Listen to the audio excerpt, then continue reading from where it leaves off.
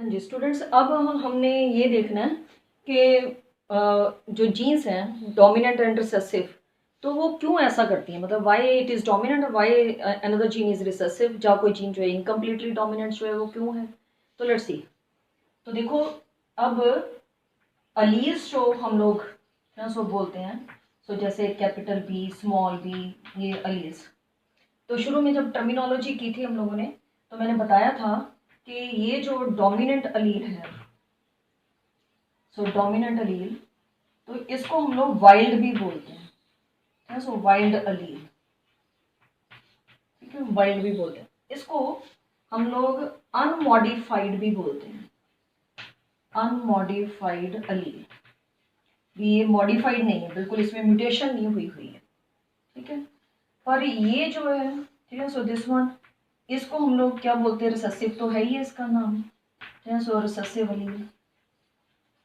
पर हम इसको सो क्या क्या बोलेंगे, म्यूटेटेड जीन, म्यूटेटेड अलील बोलेंगे, या फिर इसको मॉडिफाइड भी बोलेंगे। So it is called as modified allele, कि ये म्यूटेशन के साथ बनी है, म्यूटेटेड अलील है। अब इस जीन का देखो, कोई भी जीन अपना जो फिनोटाइप प्रोड्यूस करती है, तो उसमें जो कोडेड इंफॉर्मेशन है, जो उसमें जो इंफॉर्मेशन स्टोर्ड है, तो उसके थ्रू वो आप अगले चैप्टर में पढ़ोगे, ट्रांसक्रिप्शन एंड ट्रांसलेशन करके वो प्रोटीन्स बनाती है। तो वो जो प्रोटीन बनाती है, तो वो या तो कोई स्ट्रक्चरल प्रोटीन होती है, या वो एंजाइम होता है, कोई फंक्शनल प्रोटीन होती है, कोई हार्मोन भी हो सकता है वो। तो उस वो जो प्रोडक्ट उसने बनाया है, तो उसकी वजह से ही फिनोटाइप आता है। अब अगर वो प्रोडक्ट जो है वो पूरी तरह से बनाएगी, एफिशिएंटली बनाएगी, बिल्कुल अच्छा बनाएगी, क्वालिटी में बिल्कुल जो इंफॉर्मेशन स्टोर्ड है उसके अनुसार ही, तो फिर वो जो है पूरा फिनोटाइप आएगा। तो देखते हैं। सो देखो कि मान लो कि आपने ये जीन, ठीक है, सो ये वाली अलील ले ली, सो जिसको आपने ये वाली बोला डोमिनेंट अलील, ठीक है, ये नॉर्मल है बिल्कुल। तो इसके ऊपर यहाँ पे ट्रांसक्रिप्शन हुई, इसने अपना इंफॉर्मेशन जो है आगे मैसेंजर आरएनए को फ्लो कर दी। तो दिस इज मैसेंजर आरएनए, तो इसके पास चली गई। फिर ट्रांसलेशन हुई, ट्रांसलेशन यहाँ बहुत डिटेल में पढ़ने वाले हैं अगले चैप्टर में। तो उसके बाद सो यहाँ पे एक, सो इस तरह से पॉलीपेप्टाइड चेन बन गई है, जो अमीनो एसिड से बनी हुई है, ठीक है, polypeptide chain, so made up of amino acids. अब ये जो पॉलीपेप्टाइड चेन आपने अमीनो एसिड्स तो पढ़ी है 11th में, तो ये जो पॉलीपेप्टाइड चेन है वो आगे प्रोटीन का हिस्सा बन जाती है। तो कोई तो प्रोटीन एक ही पॉलीपेप्टाइड चेन से बनी होती है, कोई टू से बनी, जैसे इंसुलिन हार्मोन है वो टू पॉलीपेप्टाइड चेन से मिलकर बनता है।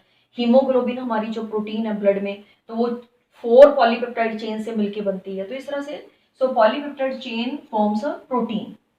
अब ये प्रोटीन जो है कोई स्ट्रक्चरल प्रोटीन भी हो सकती है आपकी बॉडी में, हमारी बॉडी में, और कोई फंक्शनल प्रोटीन भी सो हो सकती है, जैसे इंजाइम, ठीक है, कोई इंजाइम, ठीक है। अब अगर मान लो कि इंजाइम है, तो ये क्या करेगा, कोई भी रॉ मटेरियल है, ठीक है, उसको रॉ मटेरियल को ये कन्वर्ट करेगा किसी प्रोडक्ट में, ठीक है। सो प्रोडक्ट बनाएगा, may be pigment, red colour suppose, ठीक है, पर्पल कलर, रेड कलर, या कुछ भी, या हाइट, ठीक है, सो हो गई प्लांट की। तो ये जो इंजाइम है इस रिएक्शन को कंट्रोल करेगा, और उसकी वजह से रॉ मटेरियल जो भी है वो प्रोडक्ट में कन्वर्ट हो जाएगा, और उस प्रोडक्ट के बनने के बाद ही सो वो फिनोटाइप डेवलप हो जाएगा जिसके लिए जीन थी। तो से black colour and blue colour eyes का है, तो उसके लिए फिर ब्लैक कलर मतलब पूरा आ जाएगा बिल्कुल, ठीक है, फुल। तो क्योंकि इसमें कोई म्यूटेशन नहीं थी, कोई डिफेक्ट नहीं आया, तो पूरा का पूरा प्रोडक्ट जो है नॉर्मल बना, जो कलर के लिए चाहिए था, तो इसलिए कलर आ गया। तो ये तो है नॉर्मल चीज। अब है कि जब ये म्यूटेट हो जाती है तो रिसेसिव जीन बनाती है। अब ये जो मान लो कि स्मॉल बी जीन है, रिसेसिव जीन है, तो या तो ये म्यूटेशन के बाद भी नॉर्मल रहेगी, ठीक है, म्यूटेशन के बाद भी नॉर्मल। तो ऐसी म्यूटेशंस को हम लोग साइलेंट म्यूटेशन बोलते हैं, ठीक है, साइलेंट म्यूटेशन, ठीक है। सो ये भी आप अगले चैप्टर में पढ़ने वाले हैं। तो उसमें ये है कि म्यूटेशन तो हुई, पर जो ट्रेट बना रही थी जीन वो उसमें कोई तब्दीली नहीं आई, बिल्कुल कोई चेंज नहीं आई। ठीक है, तो ये नॉर्मल रही, तो वो फिर इसकी तरह बिहेव करेगी, कैपिटल बी की तरह। ठीक है, सो एक तरह से तो वो फिर इसकी तरह बिहेव नहीं करेगी, फिर वो नॉर्मल है तो वो उसी की तरह अपना करेक्टर दे सकती है। अब क्या सोचा, फिर ये बिल्कुल कोई इंजाइम नहीं बनाएगी।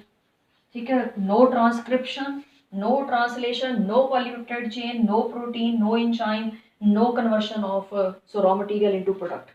तो फिर ये स्मॉल बी मतलब रिसेसिव हो जाएगी। So then it is recessive gene. ठीक है, और डोमिनेंट जीन इसको मास्क कर देगी अगर इकट्ठी हो गई तो ये दोनों एलियस। तो ये रिसेसिव है, कोई इंजाइम नहीं बन रहा, कोई इसका ट्रेट जो है वो नहीं आ रहा, कलर नहीं आ रहा। उसके बाद तीसरी सिचुएशन ये है कि ये डिफेक्टिव है, सो जो है प्रोटीन बनाएगी।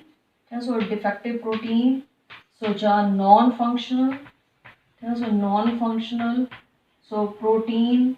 सो व्हेन आई से प्रोटीन तो इंजाइम भी समझ सकते हैं आप।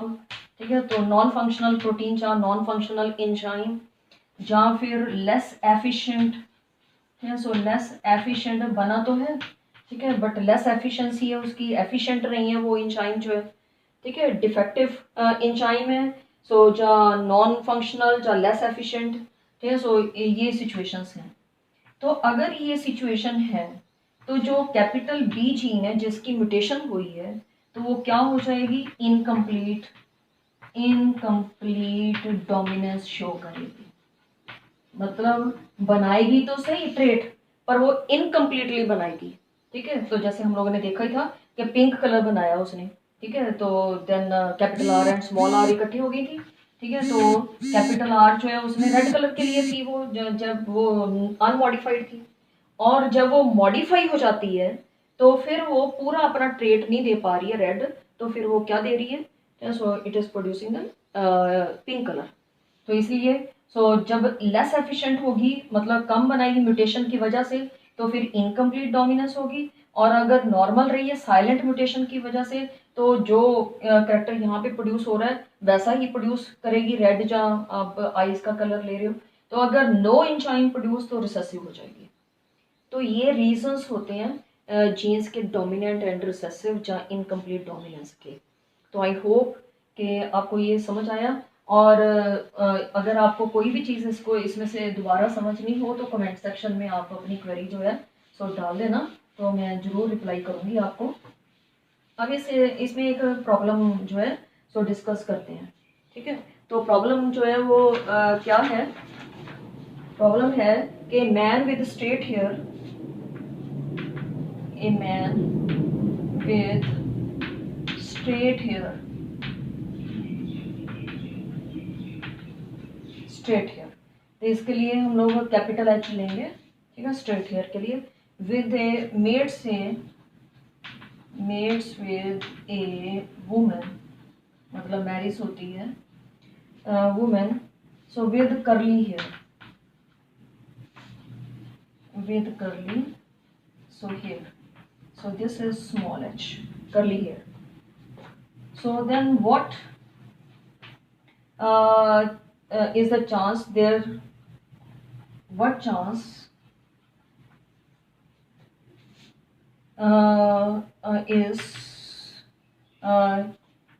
there to have wavy hair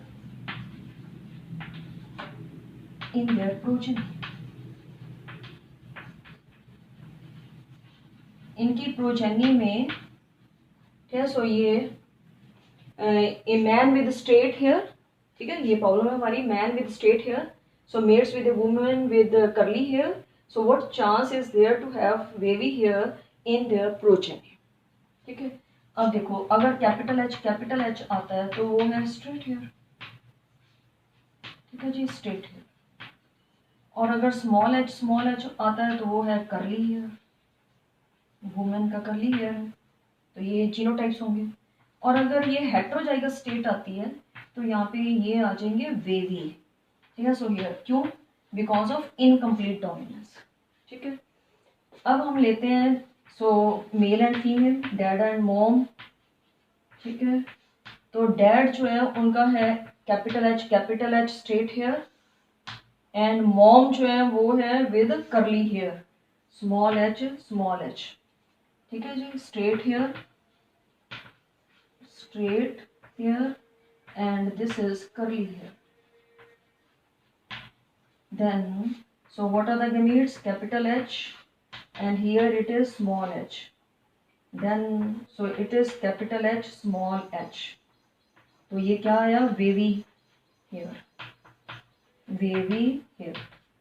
ठीक है, तो इसका मतलब 100% जो है 100%, सो चांसेस हैं कि अगली जनरेशन अगर इनकम्प्लीट डोमिनेंस है तो 100% chances are there to have the wavy hair children. मतलब जितने भी चिल्ड्रन पैदा होंगे सो वो वेवी हेयर वाले होंगे अगर इनकम्प्लीट डोमिनेंस है, और अगर कंप्लीट डोमिनेंस है तो फिर तो स्ट्रेट हेयर वाले ही आएंगे। ठीक है जी, तो ये आपका एक प्रॉब्लम जो है सो इस तरह से इनकम्प्लीट डोमिनेंस का।